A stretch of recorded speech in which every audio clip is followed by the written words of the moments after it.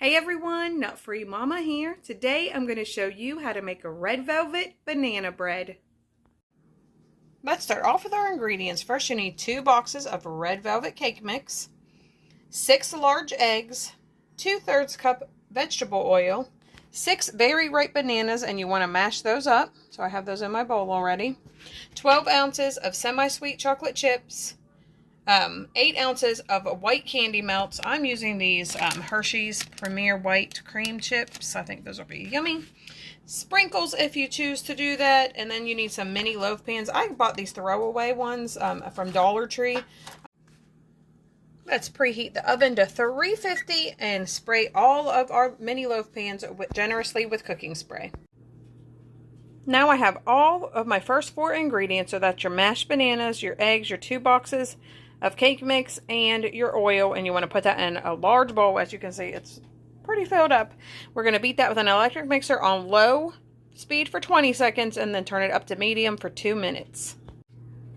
That looks and smells great. So next we are going to just fold in our 12 ounces of semi-sweet chocolate chips. Now you just want to go ahead and pour your batter evenly into your 5 mini loaf pans. My 6 mini loaves and 1 full loaf are ready to go into the oven at 350. This one is going to go in for 40 minutes, the full loaf. I'm going to check these ones after 20 minutes. You just want a toothpick to come out clean. All of my loaves are out of the oven. My mini loaves cooked for about 30 minutes and my big loaf cooked for about 45 minutes. I have been letting them sit on the oven to cool, and it's okay if it indents because it doesn't matter. We're going to be melting our white chocolate chips in the microwave and drizzling that all over top. I just melted my white chocolate chips in the microwave in 30-second increments until they were smooth. Now I'm going to put those into a Ziploc bag, cut off the tip, and just drizzle it all over all of the loaves.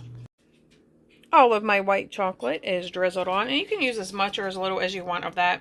And then I just put my sprinkles all over. It looks so cute and festive. I can't wait to see what Taste Tester thinks.